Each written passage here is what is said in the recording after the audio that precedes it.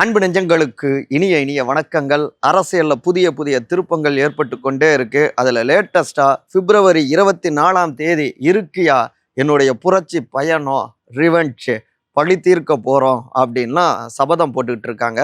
வேற யாரும் இல்லை, வி.கே. சசிகலா அவர்களுடைய டீம் தான். என்ன ஆச்சு, அடுத்த கட்டமா அவங்க எதை நோக்கி பயணிக்கிறாங்க, யாரை டார்கெட் பண்றாங்க, இந்த பரபரப்பான பின்னணிகள் தான் இன்றைய நம்முடைய விரிவான இளங்கோவன் எக்ஸ்பிரஸ். நான் உங்கள் சகோ சே த இளங்கோவன். நிகழ்ச்சிக்கு போகலாம்.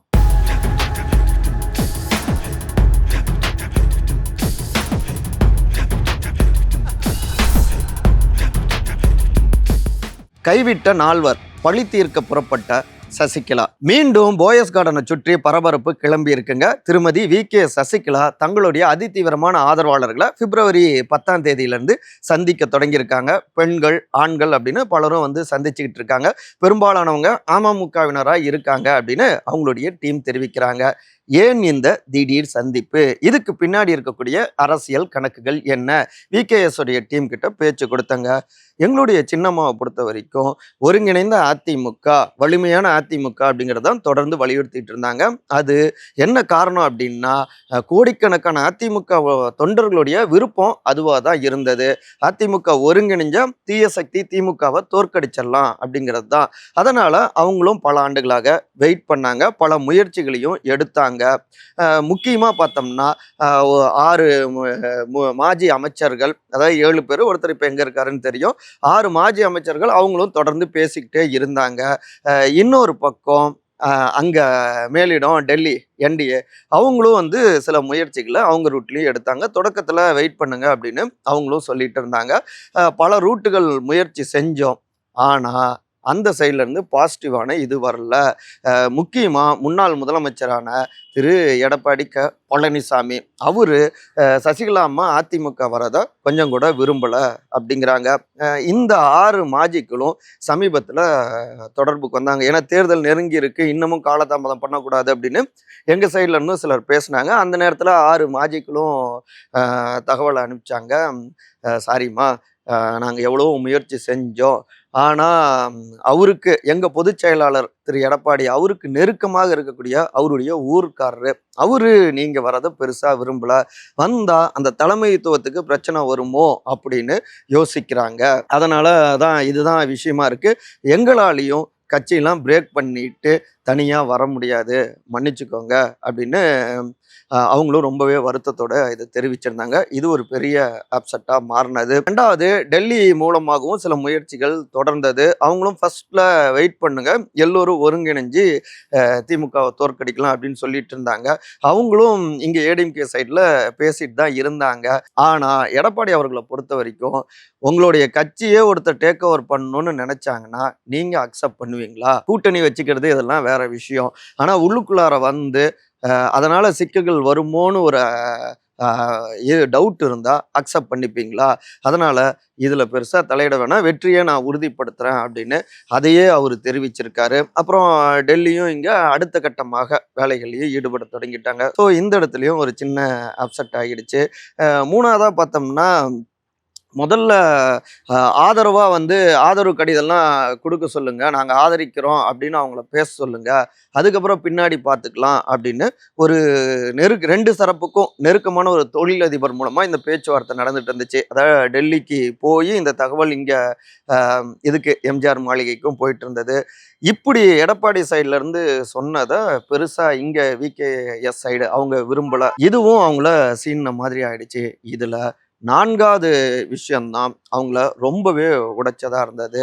ஏன் எடப்பாடி அவரு கொஞ்சம் கூட இறங்கி வராம இருந்தாருன்னா அதுக்கு முக்கியமான காரணமே அமமுக தாங்க. டிடிவியின் சசிகலா அவுட், பிரேக் போட்ட ஏஎம்எம்கே கூலாக அடுத்த ரூட் எடுத்த ஏடிஎம்கே.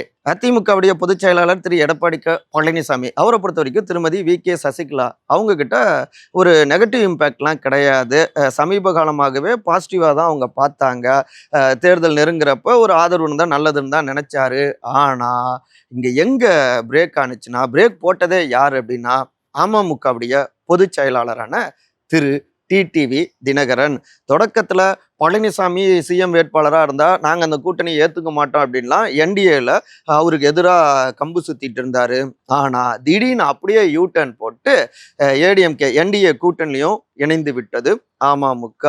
வந்த உடனேயே இல்லைங்க விகேஎஸ் அவங்க இங்கே உள்ள வந்தால் எங்களுக்கு கம்ஃபர்ட்டாக இருக்காது, அதான் முக்குளத்தூர் சமூகத்துடைய சவுத்தில் இருக்கக்கூடிய வாக்குகள் அமமுகவுக்குன்னு கணிசமாக இருக்கு, அப்படி இருக்கிறப்ப இன்னொருத்தர் தேவையா அப்படிங்கிறதையும் யோசிச்சுக்கோங்க அப்படின்னு இவரும் விகேஎஸ் அவங்களுக்கு எதிராக இவங்க டீம் பால் போட இது இபிஎஸ்க்கு ஒரு பாசிட்டிவாக சாதகமாக அமைஞ்சிருச்சு. நமக்கு என்ன முக்குளத்தூர் சமூகத்துக்கு எதிரானவர், சவுத்துல கவனம் செலுத்தாதவர் அப்படின்னா இந்த 3 பேர் தான், விகேஎஸ், டிடிவி, அப்புறம் முன்னாள் முதலமைச்சர் திரு ஓ பன்னீர்செல்வம். இந்த 3 பேர் தான் எதிராக பரப்புரை செஞ்சிட்டு இருந்தாங்க.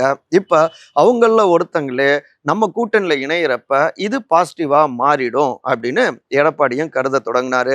இதுல முக்கியமா பார்த்தோம்னா போன தேர்தலில் கிட்டத்தட்ட ஒரு 20 தொகுதிகள் பார்த்தோம்னா அமமுகவாலேயே அதிமுக வெற்றி வாய்ப்பை இழந்தது. இப்போ ஒரு உதாரணமா சொல்லணும் அப்படின்னா மன்னார்குடி தொகுதி எடுத்துப்போமே. இப்போ சிட்டிங் அமைச்சர் திரு டிஆர்பி ராஜா அவரு அங்க அமோகமாக வெற்றி அடைஞ்சாரு. ஆனா அந்த வெற்றியில முக்கியமான பங்கு அப்படின்னு பார்த்தோம்னா அமமுகவுக்கும் இருக்கு. மன்னார்குடி தொகுதியில திரு காமராஜ் அவரு அமமுக சார்பா போட்டிட்டாரு. அங்க அவர் பெற்ற வாக்குகள் 2021 40,481. அதே நேரத்தில் வெற்றி வித்தியாசம் அப்படின்னு பார்த்தோம்னா 37,393. அப்போ திமுக வெற்றியில முக்கிய பங்காக அமமுக மாறி இருக்குங்க. பெரும்பாலும் டிஎம்கே கூட்டணி வெற்றி பெற்றதற்கு அமமுகவுடைய வாக்குகள் ஒரு முக்கியமா இருந்திருக்கு. பெரும்பாலான தொகுதிகள் சவுத்து தான். ஸோ இந்த முறை அமமுக இங்க வந்துட்டாங்கன்னா கூட்டணியில் வந்ததன் மூலமாக சவுத்தை சமாளிச்சிடலாம் அப்படிங்கிறது தான் எடப்பாடியுடைய கணக்கா இருக்கு. அவங்களே வந்துட்டாங்க, அப்புறம் எதுக்கு விகேஎஸ் அவங்க அப்படின்னு அங்க பெரிய லாக் போட இதுதான் விகேஎஸ் அவங்களுடைய டீமை ரொம்பவே கொதிப்படைய வச்சிருக்கு. இதன் தொடர்ச்சியாக தான் அடுத்த கட்ட ரூட்டையும் தொடங்கியிருக்காங்க அப்படின்னு மூச்சு விடாமல் இந்த பின்னணிகளை நம்மகிட்ட பகிர்ந்துக்கிறாங்க விகேஎஸ் அவங்களுடைய அதிதீவிரமான ஆதரவாளர்களும் அதிமுகவை பொதுவாக பார்க்கக்கூடிய அவங்களுடைய சிம்பத்தைசர்ஸும். 60 தொகுதிகள் விஜய் ரூட். February 24 உதயமாகும் சசிகலாவின் புதிய பார்ட்டி. முன்னாள் முதலமைச்சரான திரு எடப்பாடி, அமமுக பொதுச் செயலாளர் திரு டிடிவி 2 தரப்புக்குமே நம்ம பெரிய பாடத்தை புகட்டி ஆகணும். அவங்க தான் ஒருங்கிணைந்த அதிமுக, வலிமையான அதிமுகன்னு உருவாகாம தடுத்தாங்க அப்படின்னு கொதிச்சுக்கிட்டு இருக்காங்க திருமதி விகே சசிகலா அவங்களுடைய ஆதரவாளர்கள். அவங்கள சந்திக்கிறப்ப இதை அவங்களுடைய டீமை சேர்ந்த ஆதரவாளர்களே தெரிவிக்கிறாங்க.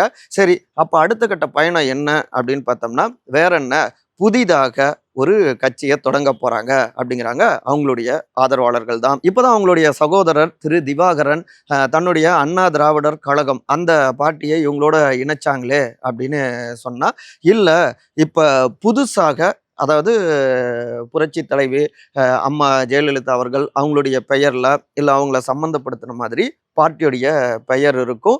February 24 அவங்களுடைய பிறந்த நாள். அம்மாவுடைய பிறந்த நாள்லயே அடுத்த கட்ட பயணம் இருக்கலாம்ங்க.